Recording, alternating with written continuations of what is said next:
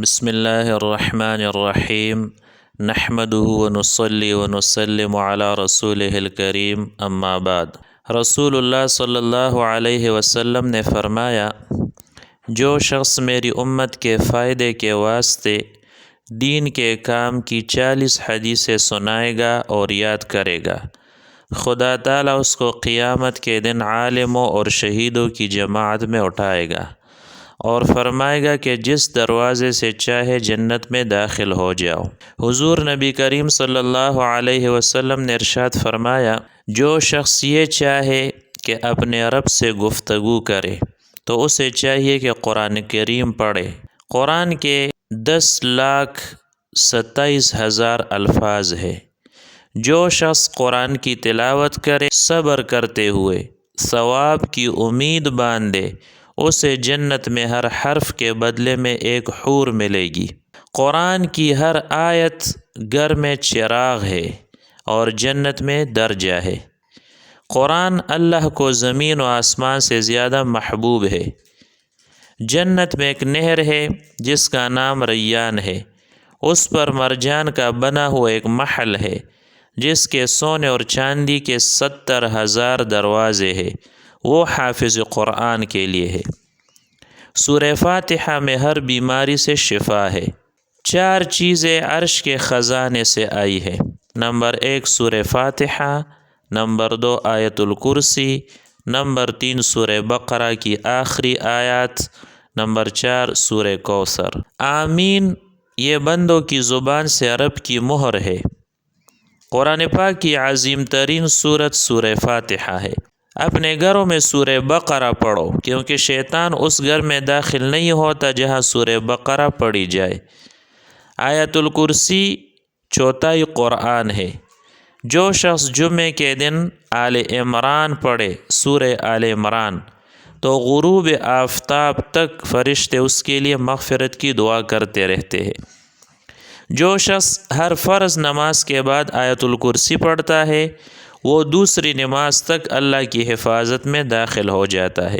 ہر چیز کی ایک دلہن ہوتی ہے، قرآن کی دلہن سورہ رحمان ہے۔ جو سورہ حشر کی آخری آیات دن یا رات میں پڑھے پھر فوت ہو جائے، اس کے لیے جنت واجب ہوگی۔ ہر چیز کا ایک زیور ہے، قرآن پاک کا زیور عمدہ آواز ہے۔ ناپاکی کی حالت کے علاوہ ہر حال میں قرآن پڑھو۔ قرآن کو صرف باوضو آدمی ہاتھ لگائے۔ مجھ پر حضور صلی اللہ علیہ وسلم نے فرمایا، مجھ پر امت کے گناہ پیش کیے گئے، اس سے بڑا گناہ میں نے نہیں دیکھا جتنا قرآن یاد کر کے بلا دینا ہے۔ فرمایا جب بندہ قرآن ختم کرتا ہے تو ختم کے وقت 70,000 فرشتے اس کے لیے دعائے مغفرت کرتے ہیں۔ فرمایا جنت کے درجات قرآنی آیات کے برابر ہے۔ جب کوئی حافظ قرآن جنت میں داخل ہوگا تو اس سے اوپر کسی کا درجہ نہیں ہوگا۔ فرمایا جو شخص صبح کو قرآن ختم کرے اس کے لیے فرشتے شام تک دعا کرتے رہتے ہیں، اور جو شام کو ختم کرے تو صبح تک فرشتے دعا کرتے رہتے ہیں۔ فرمایا جو شخص قرآن پڑھے اسے چاہیے کہ اللہ تعالیٰ سے مانگے۔ ان قریب ایسے لوگ آئیں گے جو قرآن پڑھ کر لوگوں سے مانگیں گے۔ فرمایا جو شخص روزانہ دیکھ کر 100 آیات کی تلاوت کرے، اللہ تعالیٰ اس کی قبر کے ارد گرد 7 قبر والوں کے بارے میں اس کی سفارش قبول کریں گے اور اس کے والدین کے عذاب میں تخفیف کر دیں گے، اگرچہ وہ مشرک بھی کیوں نہ ہو۔ فرمایا ہر چیز کا کوئی نہ کوئی شرف ہوتا ہے۔ قرآن کریم کا شرف سورہ بقرہ ہے۔ اس میں ایک ایسی آیت ہے جو تمام آیات کی سردار ہے، اور وہ ہے آیت الکرسی۔ فرمایا سورہ بقرہ کو اپنے گھروں میں پڑھا کرو، گھروں کو قبرستان نہ بناؤ۔ جو شخص سورہ بقرہ پڑھے گا اسے قیامت کے دن تاج پہنایا جائے گا۔ فرمایا ہر چیز کا ایک دل ہوتا ہے، قرآن کا دل سورہ یاسین ہے۔ جو شخص 1 مرتبہ سورۃ یاسین پڑھے گا اسے 10 مرتبہ قرآن پڑھنے کے برابر اجر ملتا ہے۔ فرمایا جو شخص آخری 3 سورتیں صبح و شام 3 مرتبہ پڑھے اسے ہر چیز سے کفایت کر جائے گی۔ فرمایا اپنے منہ کو صاف کرو، کیونکہ وہ قرآن پاک کی تلاوت کا راستہ ہے۔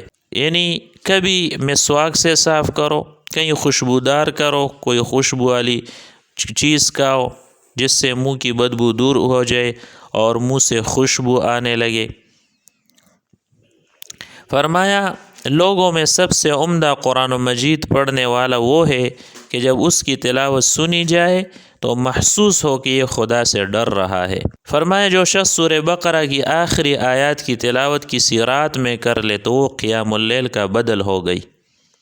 فرمایا قرآن خوبصورت آواز سے پڑھو کیونکہ اس سے قرآن پاک کا حسن بڑھ جاتا ہے۔ فرمایا جو کوئی سورہ واقعہ ہر رات پڑھے اس کو کبھی فاقہ نہیں آئے گا۔